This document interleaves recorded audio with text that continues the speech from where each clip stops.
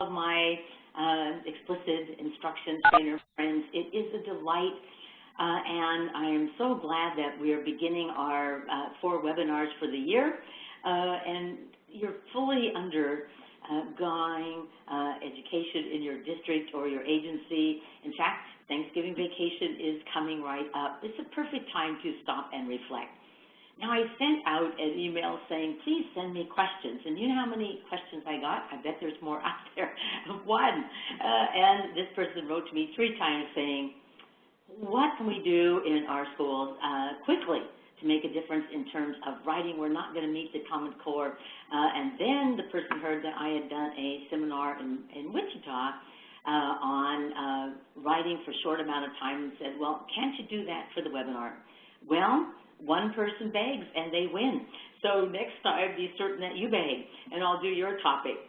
So you have 2 handouts that have already been emailed to you. One is a PDF, which you're seeing on the screen, and one of them is a not a PowerPoint, but a doc file.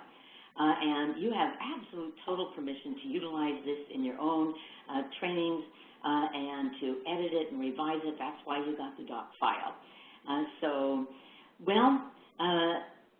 The reason that we're going to focus on this is I am quite convinced that of this major topic, that if we want children to gain writing skills, they're going to have to write often. And the Common Core suggests that the students wrote for short as well as extended periods of time in which they have reflection and a chance to revise. My own feeling is, as I watch schools and what they're doing, is that the best thing that's going to make the difference is short products often versus long products seldom. That the more we infuse in our reading classes, our language arts classes, our math classes, our science, our social studies classes, all of those environments, then the students are going to gain more in their skills. And so what kind of products might be profitable for doing short writing, something that would take 15 minutes or 10 minutes or 5 minutes in some cases? Well, the following are the ones that we're going to focus on. Summaries and compare and contrast and comprehension questions, all with written responses. And the reason is very clear to me. Number 1, these are all involving writing. Number 2, they can use in a range of classes. And number 3 is that they all have proven effectiveness to improve comprehension. So if I write a summary, higher level comprehension, I'm going to take all that knowledge and condense it.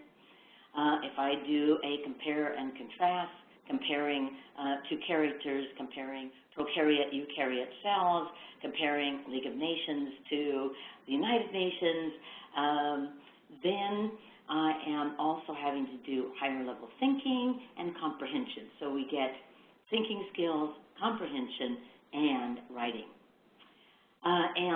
However, here is the challenge we all know. The task may be here and our students here, and we have to scaffold to lift them up. So we're going to look at the 3 kinds of scaffolding available for any written product. I could teach you a strategy, I could give you a writing frame, and I could give you a think sheet. And last year, we focused on longer products, but these same strategies could be used if I am going to help you and assist you in writing a summary, compare and contrast, or answers to comprehension questions. Now, how would we do it? Well, it won't surprise you. Teaching helps.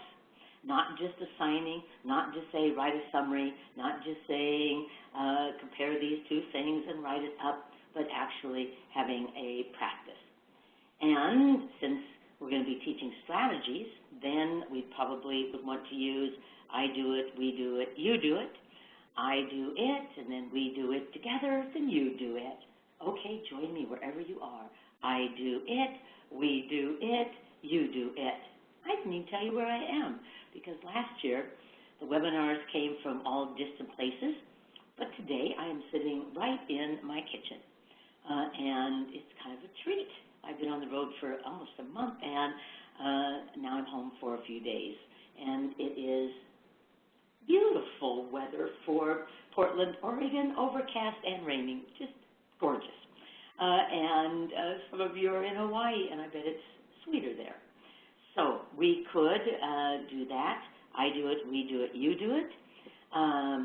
Or we might, in some cases, as you'll see with the writing frames, we might just model a bit before the students do it. So in some cases, a we do it is not necessary if the task is pretty obvious and we're just giving them an idea of how to do it and then having them do it. Sometimes all we need to do is show them a completed example so that they know where they are going. So as we go through this, I will model which one of those we might use for these different possibilities. Now, one of the things for all writing but for all learning that makes a difference is the use of feedback.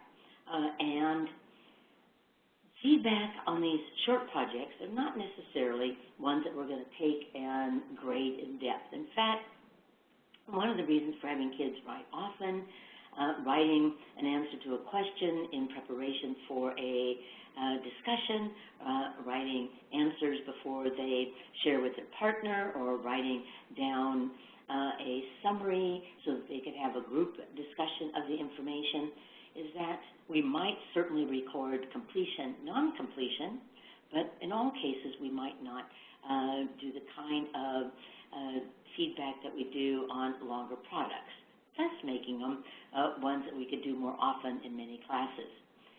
So the kind of feedback we'd use is one, feedback in real time, what makes really a difference. We walk around, look around, talk around, and give feedback.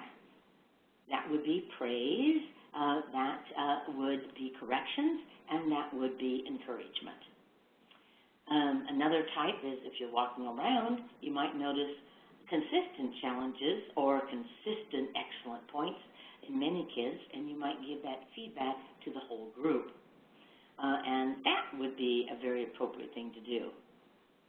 Another possibility would be for the students to read it to their partner and get feedback particularly on clarity. Did you understand it? Was it clear? And of course, the students can reread and their own products and revise and edit them. So we are going to look at summaries and compare and contrast, and then answers to questions. And I hope this extends what you know about the subject and also what you can do at your own school sites to make a difference. The next thing we're going to look at is summaries. And this strategy is taken right from the work that I did and continuing to do with Mary Gleason. And this strategy is one that we introduced in Rewards Plus, our middle school intervention follow-up to Rewards. And it was a strategy for writing a paragraph, but very powerful for writing a summary of informational text information or a summary of argument that they have read, an article. And the strategy is list, cross out, connect, and number. Everyone saying that with me. List, cross out, connect, and number. One more time. List, cross out, connect, and number. So first, the students take a topic, and I put in here an elementary and a secondary example. So they have read an article one day in elementary school about the birth of penguins, and there you see a list of important ideas that the students wanted to include in their summary. So they made a list. Notice that the list is not numbered. And here we might model like the first ideas and then have them think of ideas and call on them and add them.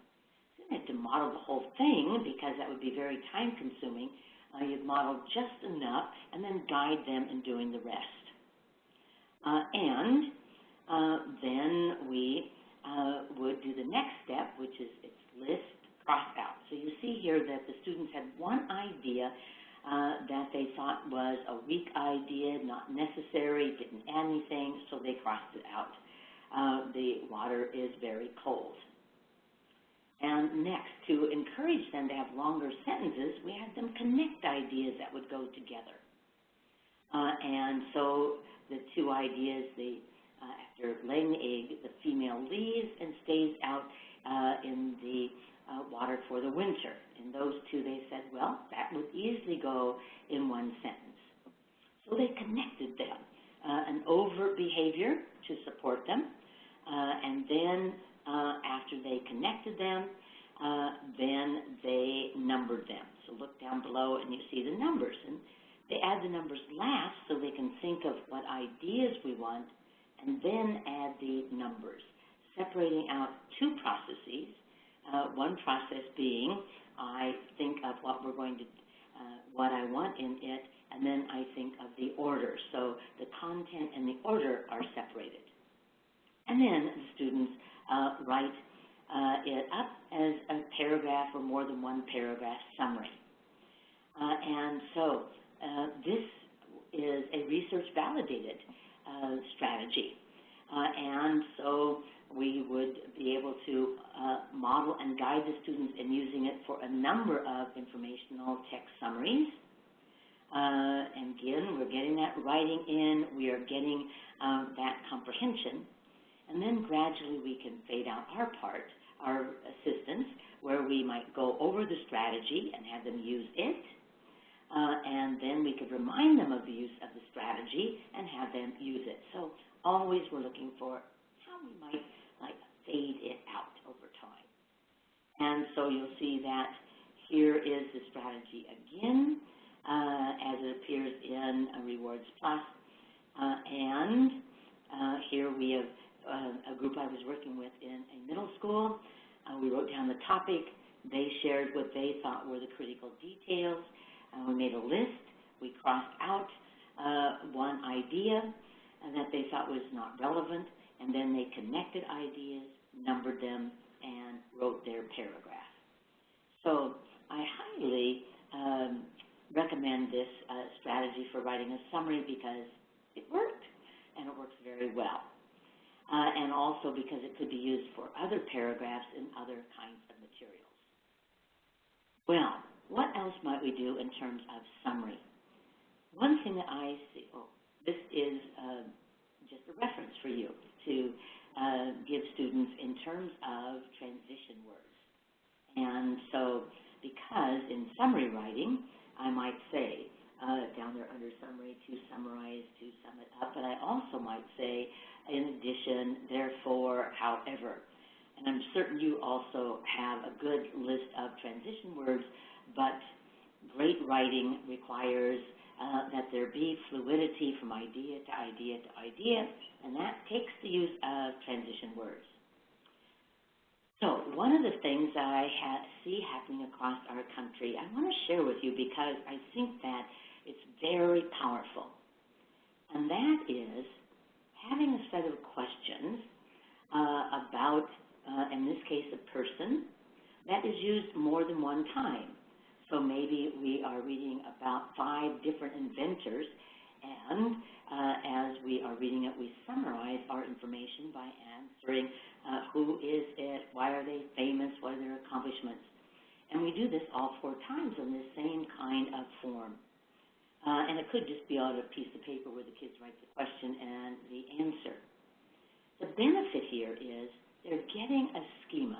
They're getting a schema of what do you want to know about a person that you're reading about? You know, why are they famous? What are their accomplishments? Where did they live? When did they live? What did they believe? What's unusual or interesting about them? And so that is a schema. It's sort of like earlier before I came on to visit you, I had lunch with my assistant, and we would go over hotels. And we have a schema for hotels. You know, where is the hotel located? Does it have a workout room? Well, not that I use it, but I want to know they have one. Does it have a restaurant, or are there restaurants in walking distance? Does it have a room that has 2 beds? One I can spread all my stuff on one bed and sleep in the other. And so we have a schema that we automatically bring up when we're talking hotels. And And that's the purpose here, is to give children those kind of schema that help us organize intellectually information. So we collected this information, and I gave you an example. So here I read about Ben Franklin. And why is he famous? He was an inventor, a scientist, an author, a printer, a politician. What were his accomplishments? So I had to give accomplishments in all those areas. And when did he live? 1706 to 1790. And where did he live? He was born in Boston. He left Boston early on his own to find a new life and landed in Philadelphia, where he lived most of his life, though he spent time in Great Britain and in France. Not France. And what did he believe? Well, he wrote about 13 virtues that I was able to find, and some of them were order, justice, moderation, and humility. I quite adore that. And he believed that the United States should be independent, and he worked for independence. And what was interesting about him? Well, he achieved in all those domains as an inventor, scientist, a politician, and author.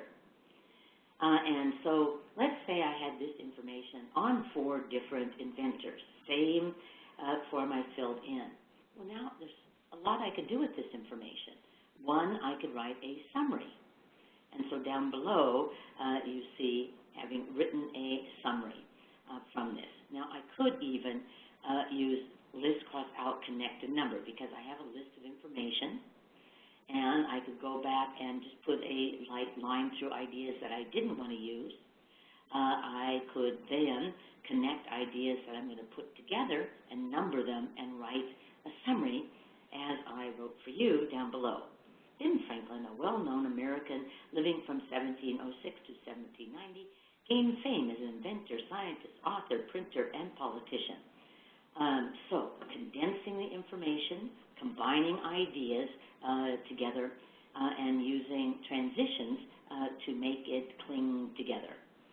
So I just love the idea of giving children organized schemas that we're going to use again and again. And so I put a number of other examples in here, but, you know, this would be a great task to sit down and write up, particularly in departments. What do we want in a short story? What do we think about when we talk about a scientific discovery? So give that some thought with your colleagues. See if they can come up with ones that could be used consistently, then could be summarized, or could even be used in comparisons so that you have the information and they are organized so that you could do comparisons. And now, another way to approach it. So we've looked at it in terms of a strategy. We've looked at it in terms of using a schema and then summarizing. Another possibility is giving students a writing frame. Now, this is sort of a pretty high scaffolding, but there's so many benefits of it.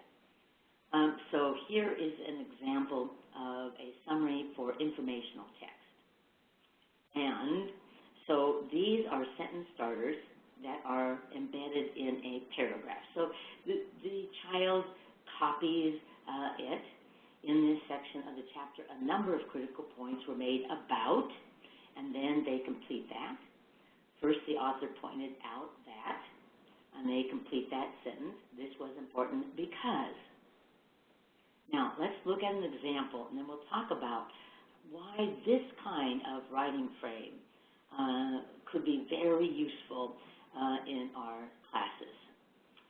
So this is from one day I had the gift of teaching in Wichita. I'm having a wonderful time working in Wichita schools quite often, once a week, every month, and it has been a delight. And so I was teaching continental drift. And so after we've done a segment, then this is the kind of summary that could be given if I gave out those sentence starters that are can see here that there's two fonts, and one of them is what I would have copied, and the other would be what I have added. So in this section of the chapter, a number of critical points are made about Hopper-Wagner's theory of continental drift. It was a thriller. First, the authors pointed out that Wagner believed that all continents were once joined together in a single land mass that drifted apart, forming the continents of today. This was important because it explained why the outline of the continents as they are today fit together. Try this with something that your students are reading and see if it doesn't do these things. Number one, it gets them writing more quickly. Number two, they're going to have a coherent, well-written paragraph when they conclude. Number three, it could be used in many classes. I could summarize something in a health class, a science class, a social studies class, and using this frame probably in upper intermediate grades, middle school, or high school. It also is going to make me think. I'm going to have to think of how I'm going to complete all of these. And finally, it certainly is going to give me a really solid introduction to use of academic language, because not all of our students say, first, the author pointed out, furthermore, they indicated, this was critical because this is the kind of academic language that we would love children to utilize, and here they're going to be introduced to it. We have a number of ways that we could scaffold and support them writing a summary. And you know what I found with this example and other writing frames is that many content area teachers say, I'll use this, and immediately do use it, because content area teachers want the thinking involved in writing, but they want things that they can do without teaching writing.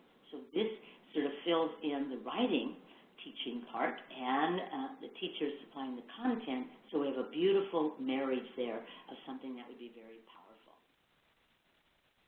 So we could have kids write summaries. And if you just did nothing else but write a summary, write a summary, write a summary, write a summary, write a summary, comprehension, thinking skills, and writing would all be enhanced. Well, what else might we do? A possibility is compare and contrast. Now, we just looked at a writing frame for a summary. Well, we could also use a writing frame for compare and contrast. And so I want you to think about, first of all, things that students could compare and contrast in any of the classes that you support or any of the classes that you teach. So would you just type those in so I can get an idea of your thinking in different classes, what they might compare. For example, I'm sitting in Portland, Oregon. Tomorrow morning I'll be in New York City. I could compare and contrast Portland, Oregon to New York City. Put those in the chat so that I can get an idea of what you're thinking of even as we leap on this segment.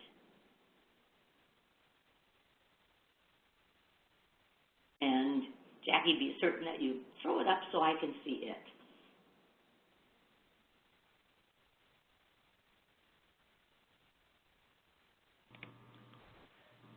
My apologies, Anita. I was trying to help somebody with something and didn't catch what you were looking for. So they're giving me examples of things that they could use this frame on and compare and contrast, and they're going to show me their ideas, and you're going to show it to me. Okay, it looks like ideas are pros and cons of new healthcare laws. Ooh, excellent. Characters in a story. Perfect. Compare and contrast characters in a story. Excellent, yes. Landforms, genres. Yes, genre, narrative to informational, yes. And that's what I have at the moment. All right, so perfect. I just wanted you to be thinking about application. So, for example, here the students, again, are going to copy some of it and write some of it. So they're going to write a paragraph about how they're the same, and I'll just use my two beloved cities, Portland, Oregon, and New York City, New York. So Portland and New York are similar in a number of ways. And so I would write that sentence down, and of course, I'm going to start the next sentence right after the period. First, they both are the largest cities in their state in terms of population. Another critical similarity between New York and Portland, Oregon, is that they actually have quite similar weather based on the same kind of latitude. An equally important similarity is that they have a dedication to public art. And so as you walk through Portland and as you walk through New York, you see a good deal of art. Finally, they are both cities known for their music. New York City for their musicals, and Portland, Oregon for their really hip, up-to-date groups. Now, the differences between New York and Portland are also obvious. The most important difference is, if I look out, Portland has trees, and tomorrow I will see that New York City has buildings. So the students fill it in. Again, the benefits are this scaffolds their work so they're able to initiate more quickly. Number two, they are writing two coherent paragraphs that they could use as preparation for a discussion. They could read them to their partner or teammates. Number three, they're going to be practicing high-level thinking and comprehension skills as they do compare and contrast. So I could see utilizing this often. So this is one way to scaffold it. Another possibility would be to scaffold it utilizing think sheets. Now, there's actually more than one way to do compare and contrast, so you've got to be thinking with me which ones might be the one that you pick, okay? So pop over to the next page. So this compare and contrast style is where you tell about one thing, one item, and then you tell about the other item, and you use parallel organizations. So notice under point. So here the child is going to get organized for talking about the Senate in a paragraph, and they're going to talk about what branch of the government, how many senators there are, how many from each state, what is their term that they serve, their qualifications, their shared powers, their separate powers. And then they are going to talk about the House of Representatives, what branch, a number, and so forth. So this utilizes parallel construction to make the comparison. Now remember, you're thinking about which one might be best for your kids. So you have a blank one, so you could choose to use this as a way to plan it. This one actually is my favorite and the one that I most often use. So I'm comparing two things, the Senate and the House of Representatives. And the first question is, what are their similarities? So I've listed here the similarities that would then be crafted into a paragraph. And then I'm going to consider the differences. And in this case, I'm going to do it by looking at these attributes. What is the number? What are the number from each state? What are their qualifications? And what different powers do they have? And then I would craft this into one or probably two different paragraphs. And so another way to scaffold, compare and contrast. But notice that this would be useful in so many different classes. Yes, we compare two characters to genre. We could compare arguments for and against the Affordable Health Care Act. We could compare the Democrats to the Republicans. Oh, that would be mostly down there in the differences. We could compare to authors, to composers. We could it goes on endlessly. And that is the benefit here, is the utility across many different domains. And so the students could get quite proficient at the thinking and the subsequent writing. The third think sheet here, there you have the one that you can duplicate for its use. Edit it as you need.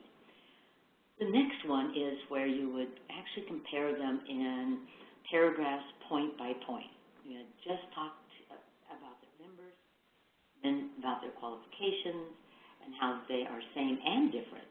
Their joint powers, which will be same, and then their different powers.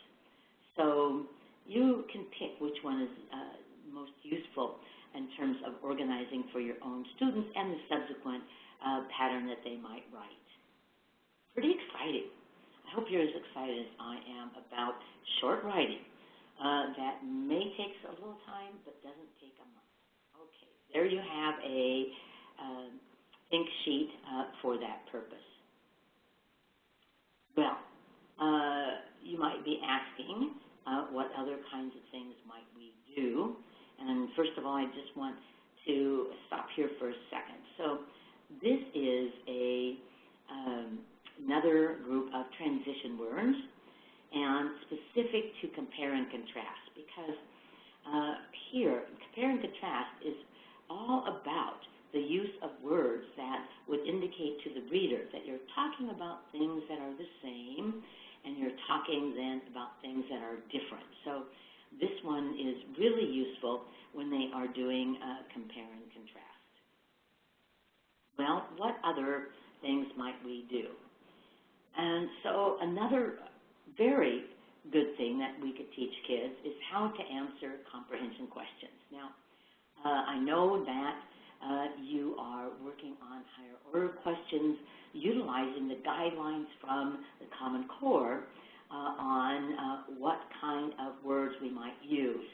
And I didn't include that for you, so for our next one, I will be certain to do that, because I took out the type of questions in 2nd and 3rd and 4th and 5th and 6th and 7th and 8th and 9th and 12th, and I will be certain that we send that to you the next time we meet in January. Now, if we have those kinds of questions that the students are going to write answers to, it would behoove us to teach them a strategy.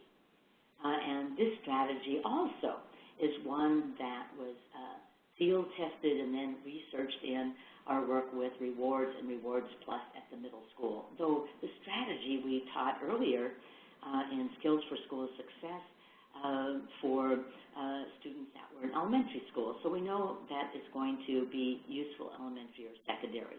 And I know that you have taught this in some way, that we have the students read the item. Now, we called it item because many times it's not written as a question, but rather as a directive. So they read this item, and they then take the question and turn it into part of the answer and write it down. So we've all taught this. Take the question, turn the question into part of the answer. But we immediately had the kids write it down. Now, the reason for this is that it makes you, one, think of what the question is requesting in that overt act of turning it into part of the answer and writing it down. And so we're much more likely to get answers that are related to the question if they do it.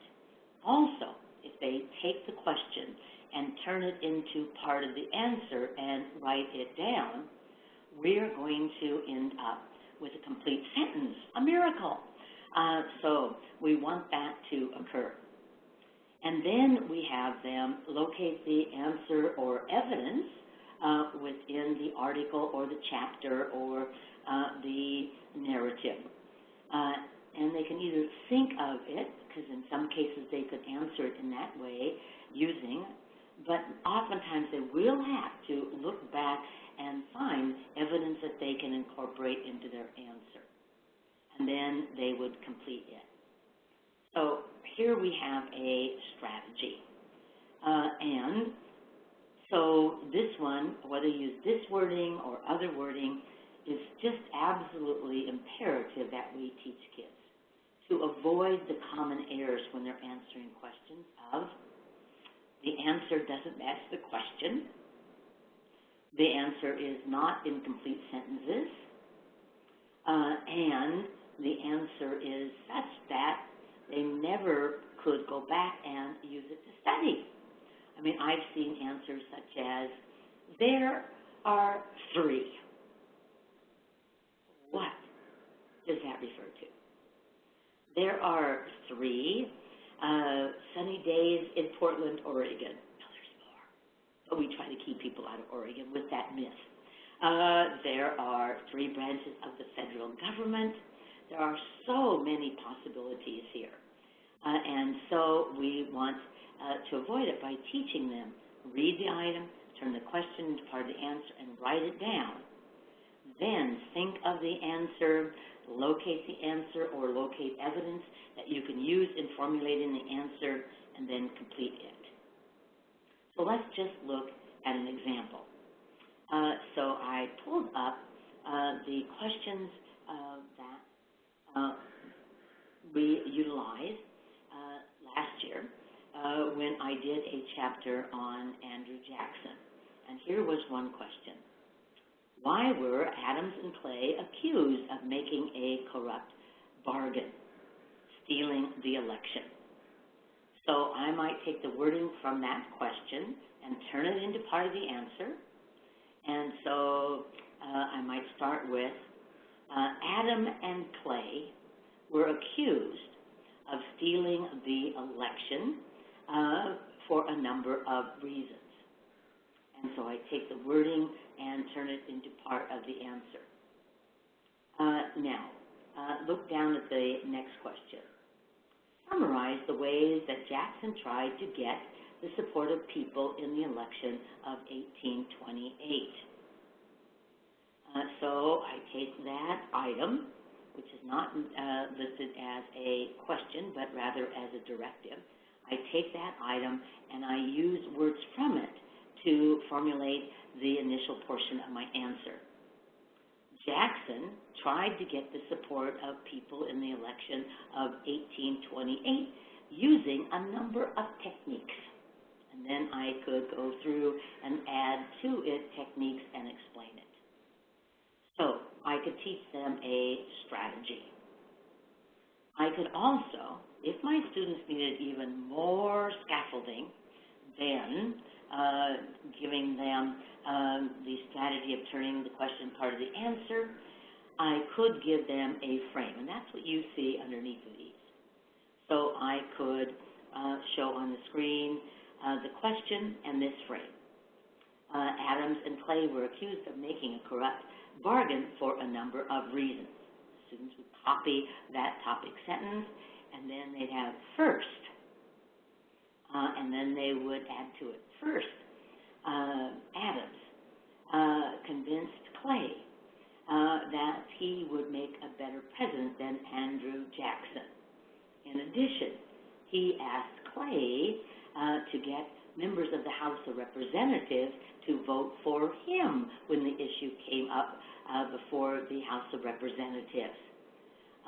Finally, he promised Clay that he could be Secretary of State if he would facilitate the election of Adams. So they would copy the first sentence, copy it, the initial part, and answer it. And I did the same thing just to model it with Jackson. Jackson used a number of techniques to gain the support of voters. First, he actually put ads in newspapers, something that was new. Next, he made placards that were placed around major cities to say, vote for me.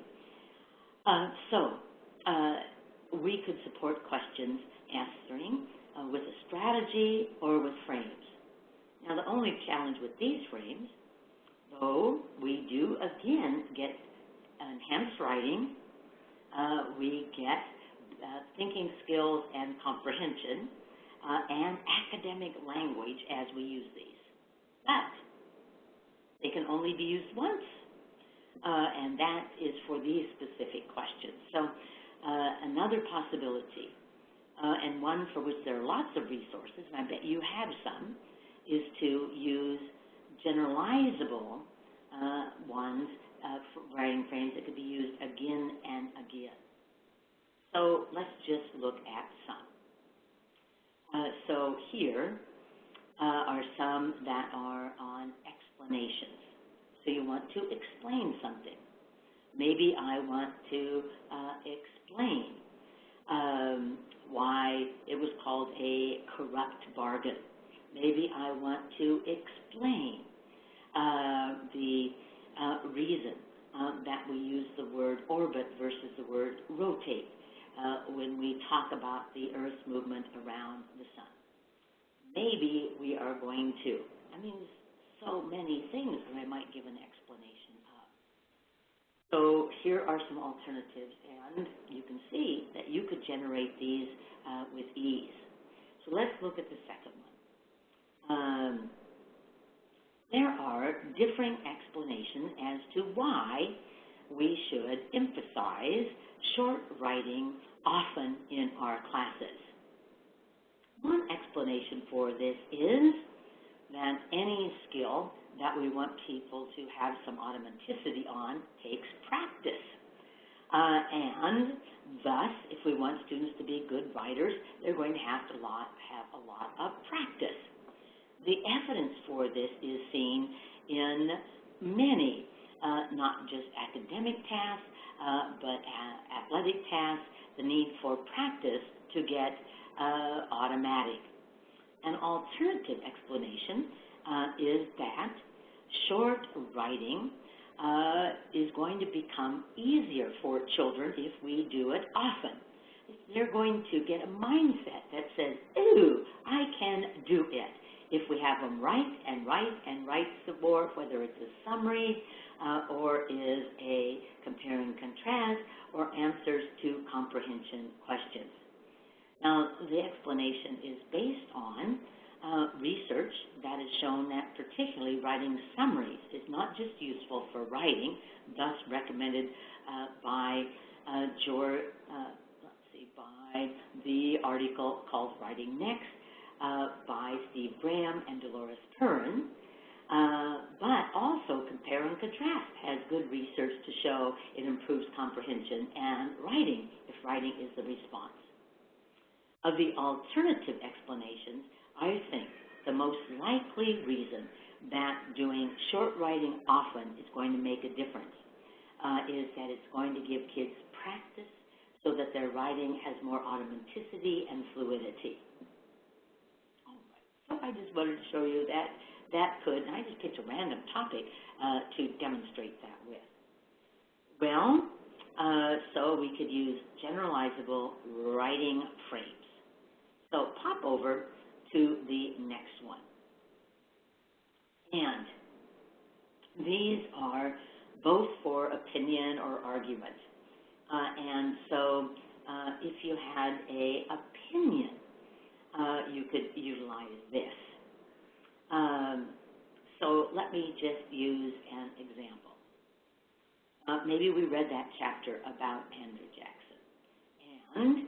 And the opinion was whether he was what he said he was going to be, the president for all people. There is a lot of discussion about whether Andrew Jackson was actually a president for all people. The people who agree with this idea claim that Andrew Jackson came not from wealthy people of that time, but from a background very much connected to the settlers of the United States.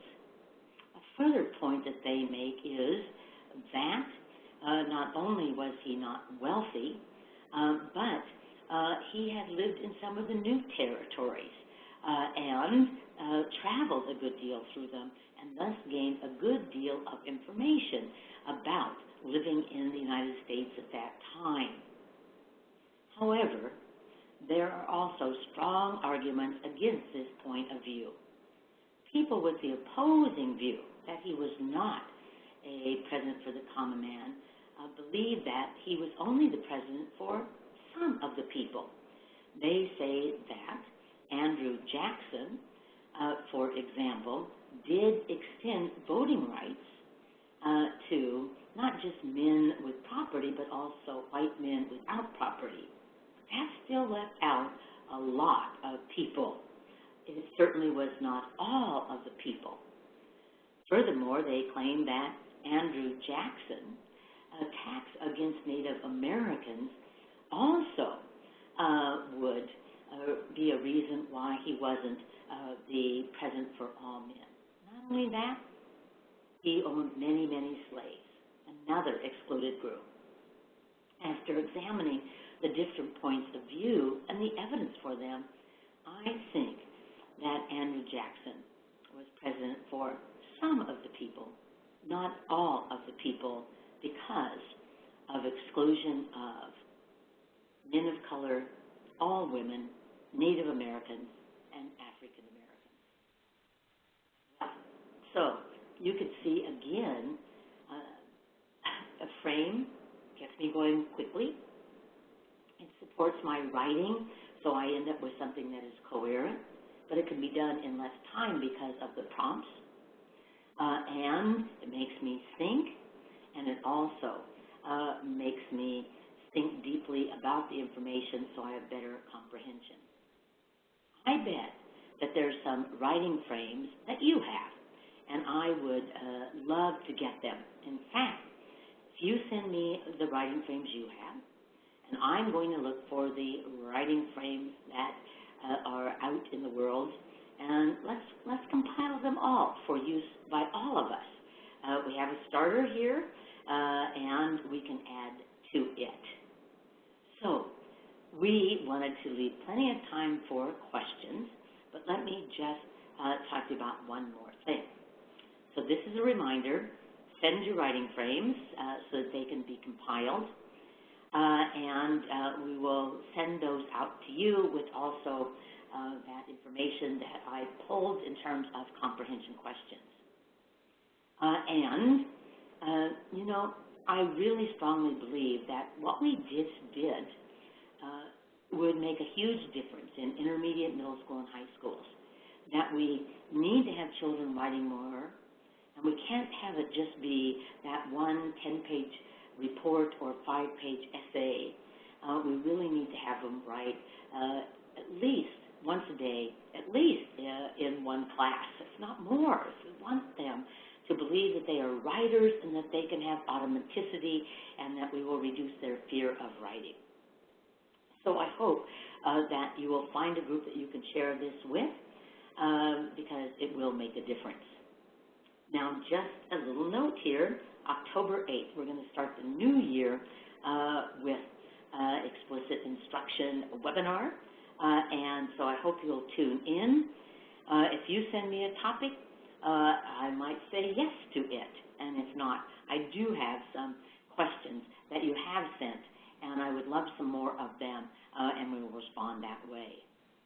So, Jackie, let's see if we had anyone who put up a question, and it can be on short writing, or it could be on anything that you really would like my answer to, and I'll do my very best. At the moment, Anita, we don't have any questions, but I'm sure that folks could take a moment. If they do have questions, they certainly can ask them. Confirming it is going to be January 8th is the next webinar as opposed to October 8th. Let's see, I have a question. It's January 8th. January 8th. I have a question that says, would you suggest using the same process with K2 at the sentence level? Absolutely. So if they were answering questions, I mean, you can teach even first graders, read the question, change the question into part of the answer, write it down, think of the answer, locate it, and answer it. That strategy is one that we have often taught in first and second grade. And you can also use sentence starters to respond. that leads them to writing complete sentences, a very beneficial practice. Almost everything that we did could be reduced down so that its cognitive demands were less, their writing demands were less, their reading demands were less, but the same kind of scaffolding to support primary children. Okay. Our next question says that these strategies and frames focus on content.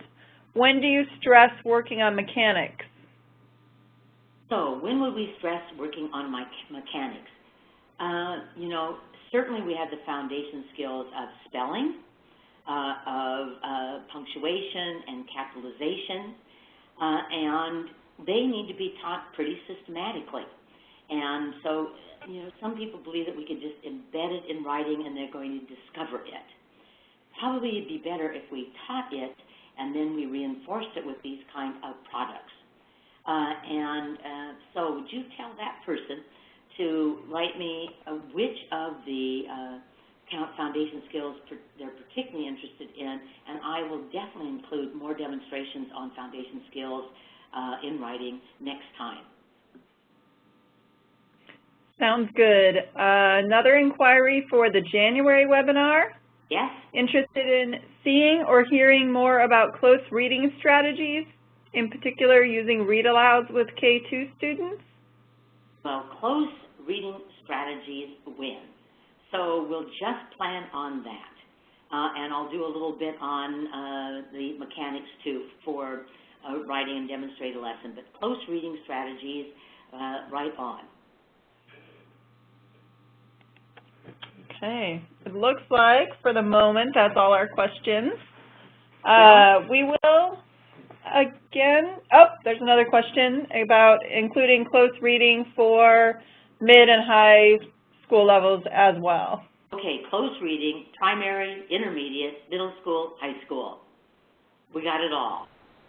That's a great topic for January 8th. I have concluded that basically close reading is reading it closely, but there are some very good strategies and types of questions we could ask that would lead to it. So I'll look forward to that. I will just give you one hint about close reading is that we have to choose the right times to use close reading. It's not all the time. So this morning I read a newspaper online, and I read one article closely, and the rest I just scanned. I looked at a memo that I had about what I'm doing in New York, and I read it very closely. And so, it'll be a very good topic for us, and we will be certain to let you know beforehand because it does abut your winter holiday. So as we end, Jackie, do we have any more questions? Nope, I think we're wrapped up there. I just want to thank all of you for being online today, and my favorite holiday is coming up, Thanksgiving, and it is with deep gratitude that I thank you for your really hard work with teachers and your students and within your district and agencies. I am so deeply grateful for all of you. You add blessings to my life, and may you have the best Thanksgiving ever. I'm going to have my gratitude party on next Friday, and I'm just looking forward to it. I'm practicing with my cello. We gather together, and Simple Gifts, my sister, who's a beginning pianist, is going to join me on Simple Gifts. So it's going to be a delight. Talk to you in January. Happy holidays. All right. Thanks again, Anita. We really appreciate your taking the time out to share this information with the folks who've participated in your sessions. Once again, our next webinar is January 8th. On Wednesday, it'll be the same time, 1 o'clock Pacific time.